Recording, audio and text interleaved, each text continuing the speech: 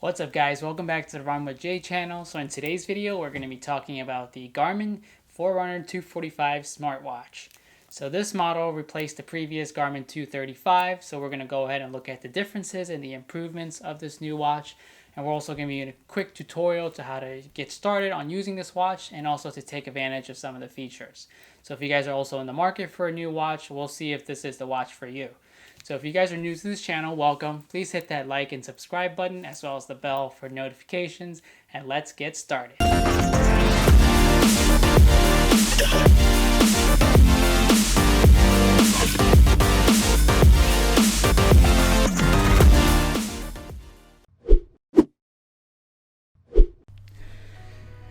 The Garmin Forerunner 245 is a mid-range smartwatch that was released on April 30th of 2019. That is Bluetooth only watch, except for the 245 music version, which includes Wi-Fi, meaning there's no LTE option or 4G, so you'll have to have your phone nearby in order for it to sync and to utilize a lot of features like notifications and data. So this watch took over the Garmin Forerunner 235 and added a slew of new features from higher end models as well. So besides the look that's obviously different from the 235, there are other important features that distinguish the two models. So the 245 is a little bit smaller overall compared to the 235, and the band on the 245 is softer inside with a similar ribbed texture outside. The 42 grams weight of the 235 is a little bit heavier than the newer version 245 that's coming in weighing at only 38.5. And as you can tell, there's the bezel look that's different compared to the circular front of the 235, where the 245 represents or was a little bit close to the 645 with that steel circular bezel. However, the one on the 245 is matte finished, so that's a little bit nice and different. So the display resolution has also increased from the 235 from 215 pixels to 240 pixels. So they also actually made the glass stronger from a chemically strengthened glass to the Corning Gorilla Glass 3. And also they increased the battery to 24 hours in regular GPS mode and 6 hours for GPS plus music. So they also put a new heart rate monitor for the 245 and a pulse oximeter to measure oxygen absorption. And the GPS tracking, it has also been improved to support Galileo satellite systems as well as the standard GPS and GLONASS satellites. So you can also use the new map features that lets you follow a preloaded course or a previous activity that you did, and you can find your way back to the starting point. And the new 245 also includes Garmin Coach training program that lets you choose training for your specific race, like a 5K or 10K. And also it supports the new Garmin Advanced Running Dynamics, so you can use things like a heart rate chest strap as well as a running dynamics pod to analyze your form. So on 245 Music, you also have Spotify along with offline syncing and Deezer music services, which is new. And also the 245 includes more profiles for different sports such as pool swimming, cardio, elliptical, strength, trail bike, trail run, bike indoors and outdoors, treadmill, incident detection, and also stress tracking, which is pretty cool. So if you're a person that loves to have different straps or bands for your watch, unfortunately for the Garmin 245, you're pretty limited on your options. It's nothing like the Apple Watch where you have like a million different straps or bands that you can use. For the Garmin watch, essentially you're stuck with the silicone style band, but you can get them in different colors. The watch has a nice release clip, so it's pretty easy to swap the watch bands as well. They also have your regular, just like a quick release kind of clip-on band styles as well, but it's pretty limited in terms of choices. So if you're a person that likes to change their bands every now and then, this probably isn't the best watch for that. So there are other watches and other brands that have that option. So Garmin has a nice video on their website that shows you how to pair your phone with your watch the first time. You must download the Garmin Connect app in order to pair your phone to the watch. So go ahead to the Apple Store or Google Play Store and get that set up if you haven't yet. So the watches here are pretty standard, easy to use. It's only got 5 buttons. It's very simple. It kind of reminds me of the old school, like Casio watches, where it's you just have a couple buttons. But you have 5 buttons here. You have the start and stop on the top right. Then you have the back button on the bottom, and then you have the light button on the left top, and then you have the up button in the middle, and then the down button in the bottom. And to turn on or off the watch, you would hold the light button, which will pull up a bunch of items, and you can either do the lock keys, and you scroll with the up and down keys. You'll have do not disturb. You can have sync your phone, or you can connect it. If it tells you if you're not connected or connected right here, and then also I'll have assistance.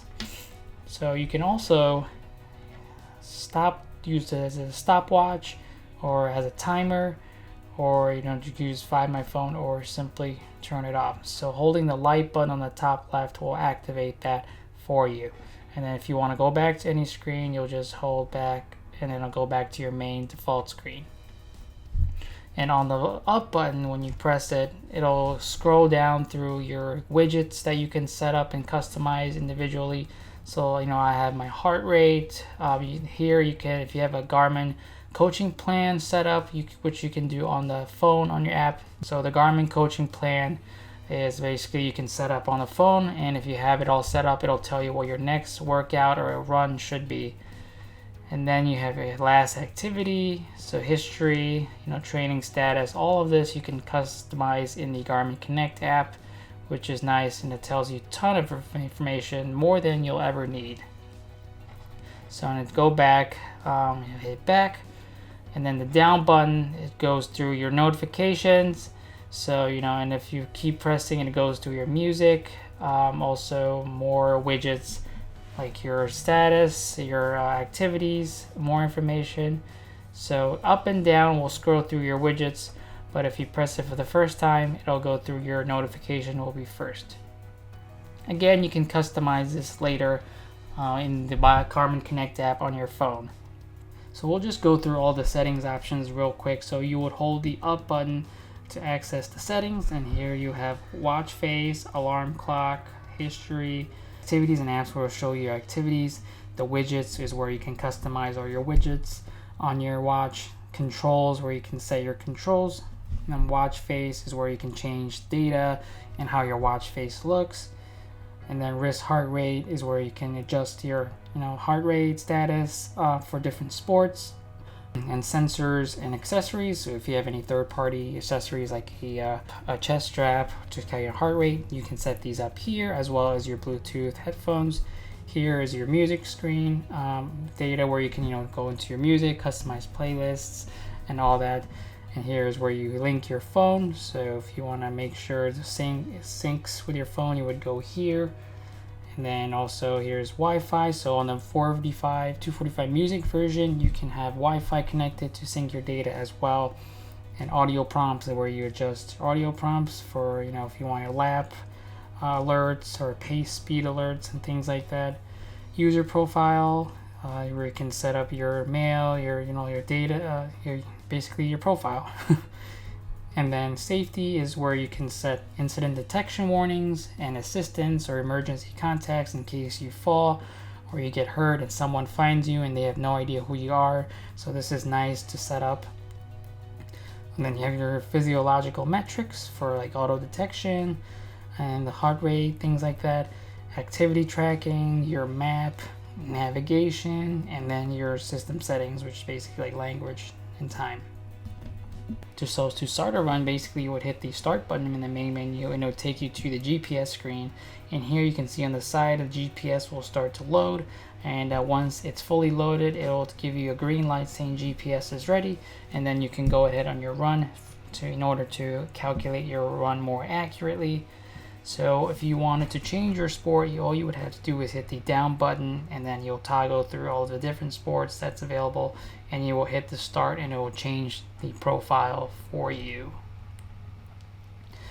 So once you're done and the GPS is ready, you'll just go ahead and hit start, and then it'll start give you the screen where it'll show you your data that you have set, and all of this obviously you can customize. So you can have timer, heart rate, pace, and distance is what I have as default. Now obviously you can customize all of this in the run settings option, and then once you hit start again, it'll start calculating for you. And now Garmin is nice because once you stop running, it'll automatically pause the watch, thinking you're not running anymore or you're stopped. So once you pick up again and start running again, it'll automatically restart counting for you, which is nice. So that's a cool feature that Garmin has on this watch. And while you're in this watch, if you wanted to change your music, you would just hold down the down button, and then it'll take you to the music screen while you're in your run. And here, if you hit the down button again, you can toggle to the next song, or you can use the start stop to stop and start the music. And then if you hold the up button, it'll take you to the more detailed music screen, which you can go change the volume, the previous, repeat all, or shuffle.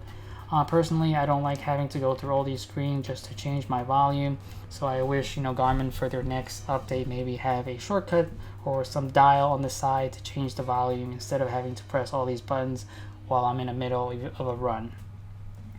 So going back to your run, if you're ready to stop, you hit the stop button again and it'll stop the run for you, and then you can either resume, save, resume later, or lap, or back to start, or you can simply discard it, which we will do here in this instance, and then run and discard it. So it's really simple. This watch basically just gives you all the information you need on your run, and that's pretty much it. Doesn't have all the fancy bells or whistles compared to more higher end watches, or even touchscreen watches like the Apple Watch. If you just want your run data straight and simple, and all of your training information, this watch will do it for you. If you want all the fancy bells and whistles and a nice touchscreen and bigger, larger pixels, this probably isn't the watch that will cut it.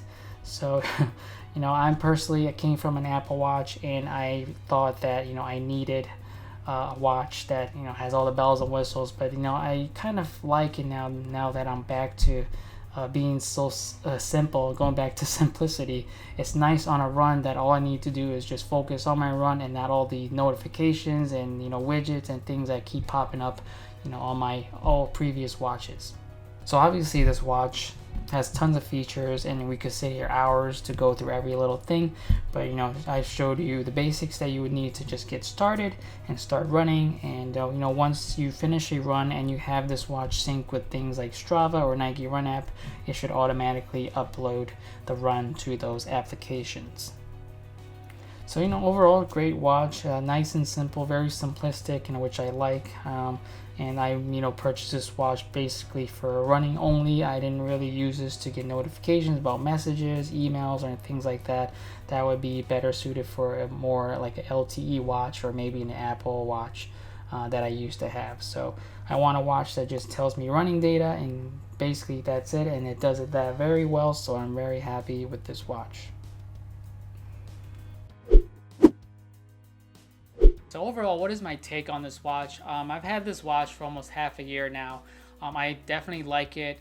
Coming from an LTE smartwatch where I never had to carry my phone anywhere I went, it was a little bit of an adjustment for me at first, because now with this watch I have to have it in range with my cell phone in order for it to sync and to get data, which is a kind of annoying. Sometimes the watch doesn't sync when it's when it wants to, or when I finish the run, it takes a little bit for it to actually sync up to your phone. So that's one thing I miss having a LTE smartwatch, was the functionality of having it always on, so you don't need a phone to transfer data or receive data. So that was nice. But other than that, I have no problems with this watch. The battery lasts a really long time. The music functionality is nice, but definitely could use some work. But my goal for getting this watch was basically to have a watch and use it strictly for running, and for tell the time or something and count my steps. I basically made the decision to get rid of an LTE watch because I've always had my phone with me, and there were very rare cases where I needed to make a phone call on my watch and I didn't have my phone. And even then, with the Apple Watch having that functionality where you can talk to it, you know, like a secret agent style, it still wasn't that good. I would have hearing issues, and the other person wouldn't be able to hear you. So, you know, it's nice, but it's still got a lot of work to do in order for it to, you know, reach its full capacity.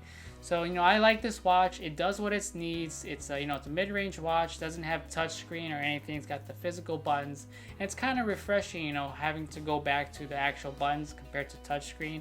You know, whenever I want something, I know where the button is and I know it's getting pressed, compared to having to look down at the watch, you know, in order to make sure I'm getting where I need to be.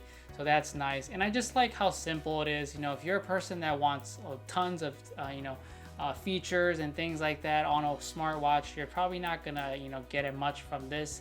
This will tell you everything you need to know about your training and your runs, your cycling, any types of workouts, and that's about it. It's not gonna, you know, give you all the bells and whistles as higher end models like the Phoenix from Garmin or any of the LTE, you know, models. So, you know, if you just want to watch, you know, track your runs and tell you exactly what it needs, this watch is, I think, a great choice. So thanks guys for watching this video. I hope this video was informative in helping you guys make your decision on purchasing this watch, or if you were just curious about the 245 and its features.